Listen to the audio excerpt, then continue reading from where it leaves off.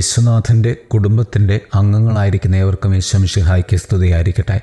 തിരുസഭ മാതാവ് ഇന്ന് നമുക്ക് നൽകുന്ന വചനധ്യാനം ലൂക്കായുടെ സുവിശേഷം 8-ാം അധ്യായം 19 മുതൽ 21 വരെയുള്ള വാക്യങ്ങളാണ്.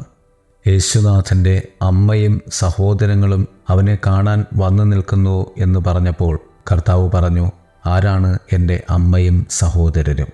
ദൈവത്തിൻ്റെ വചനം ശ്രവിക്കുകയും നിറവേറ്റുകയും ചെയ്യുന്നവരാണ് എൻ്റെ അമ്മയും സഹോദരരും എന്ന്. ഒന്നാമതായി യേശുവിൻ്റെ കുടുംബം. യേശുവിൻ്റെ കുടുംബത്തിൽ അവൻ്റെ അമ്മയും സഹോദരന്മാരും ഉൾപ്പെടുന്നു. എന്നാൽ ദൈവവചനം കേൾക്കുകയും പ്രവർത്തിക്കുകയും ചെയ്യുന്ന മറ്റുള്ളവരെയും അവൻ തൻ്റെ കുടുംബത്തിൻ്റെ ഭാഗമായി കണക്കാക്കി. ഒരർത്ഥത്തിൽ പറഞ്ഞാൽ ക്രിസ്തുവിൻ്റെ രക്തബന്ധത്തിലെ അമ്മയും സഹോദരങ്ങളും അവിടെ വന്ന് നിൽക്കുമ്പോൾ കർത്താവായ യേശുനാഥൻ വചനത്തിലൂടെയുള്ള ബന്ധത്തിൽ എല്ലാവരെയും തൻ്റെ കുടുംബത്തിലേക്ക് ചേർത്ത് നിർത്തുകയാണ്. അഥവാ താൻ മാനവരാശിക്ക് വേണ്ടി ചിന്തുവാൻ ഇരിക്കുന്ന കുരിശു മരണത്തിലെ രക്തത്തിലൂടെ ക്രിസ്തു എല്ലാവരെയും തൻ്റെ പിതാവായ ദൈവത്തിൻ്റെ കുടുംബത്തിലേക്ക് ചേർത്ത് വയ്ക്കുവാൻ കടന്നു വന്നവനാണ് എന്നുകൂടി കർത്താവ് ഇവിടെ വിവക്ഷിക്കുന്നു. 2. ദൈവവുമായുള്ള ബന്ധം. ദൈവവുമായുള്ള യേശുവിൻ്റെ ബന്ധം ജീവിതത്തിലെ യേശുവിൻ്റെ പ്രാഥമിക ബന്ധമാണ്. ഈ ബന്ധം ആഴമേറിയ മാനുഷിക കുടുംബ ബന്ധങ്ങളെക്കാൾ കാമ്പുള്ളതാണ് എന്ന് കർത്താവ് ബോധ്യപ്പെടുത്തി തരുകയാണ്.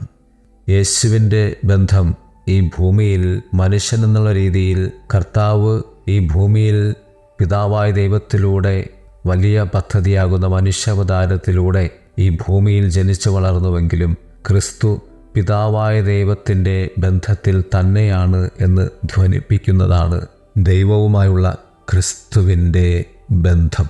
അതുതന്നെയാണ് കർത്താവ് ഇവ പറയുന്നതിലൂടെ സൂചിപ്പിക്കുന്നതും.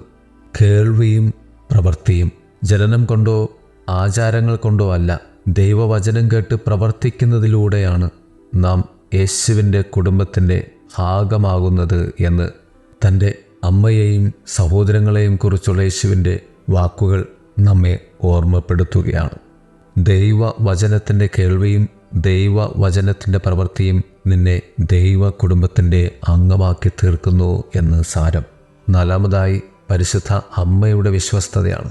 മറ്റുള്ളവർ ഓടിപ്പോയപ്പോഴും മറിയം യേശുവിനോടുള്ള വിശ്വസ്തത അവളുടെ ഏറ്റവും വലിയ ഗുണങ്ങളിൽ ഒന്നായി ജീവിച്ചു. കർത്താവായ യേശുനാഥനിത് പറഞ്ഞപ്പോഴും പരിശുദ്ധ അമ്മ തൻ്റെ മാതൃത്വത്തിൽ നിന്നും ഒരടി പോലും പിന്നോട്ട് വച്ചില്ല എന്നതിൻ്റെ ഏറ്റവും വലിയ സത്യമാണ് കുരിശിന് താഴെയുള്ള അമ്മ സാന്നിധ്യം. അത് ക്രിസ്തു പറഞ്ഞതിനെ സമ്പൂർണമായും പരിശുദ്ധ അമ്മ ഉൾക്കൊള്ളുകയും അത് തിരിച്ചറിയുകയും ചെയ്തു എന്നതാണ് ആ മറിയ സാന്നിധ്യത്തിൻ്റെ അർത്ഥം തന്നെ. ഏറ്റവും ഒടുവിലായി യേശുവിൻ്റെ ദൗത്യം. യേശുവിൻ്റെ ദൗത്യം അവനെ തൻ്റെ ഭൗമിക കുടുംബത്തിൽ നിന്ന് അകറ്റി അവനൊരു പുതിയ ശിഷ്യ കുടുംബത്തെ, ഒരു പിതാവായ ദൈവവുമായുള്ള സ്നേഹ കുടുംബത്തെ, സഭയെ കൂട്ടിച്ചേർക്കുന്നു എന്ന വസ്തുതയുമായി പൊരുത്തപ്പെടുകയാണ്. അല്ലെങ്കിൽ ഒരു രൂപാന്തരീകരണ പ്രക്രിയയിലൂടെ കർത്താവ് കടന്നു പോകുകയാണ് തൻ്റെ ദൗത്യത്തിലൂടെ. ക്രിസ്തു ദൗത്യത്തിൻ്റെ സമ്പൂർണത തന്നെയാണ് ഈ വചനത്തിലൂടെ കർത്താവായ യേശുനാഥൻ നമ്മോട് പറയുന്നത്. പ്രിയരെ, നമുക്ക് പിതാവായ ദൈവത്തിൻ്റെ കുടുംബത്തിൻ്റെ അംഗങ്ങളായി മാറുവാൻ ക്രിസ്തുവിനോട് ചേർന്ന് ജീവിക്കാം. ദൈവം നമ്മെ സമൃദ്ധമായി അനുഗ്രഹിക്കട്ടെ. ആമേൻ.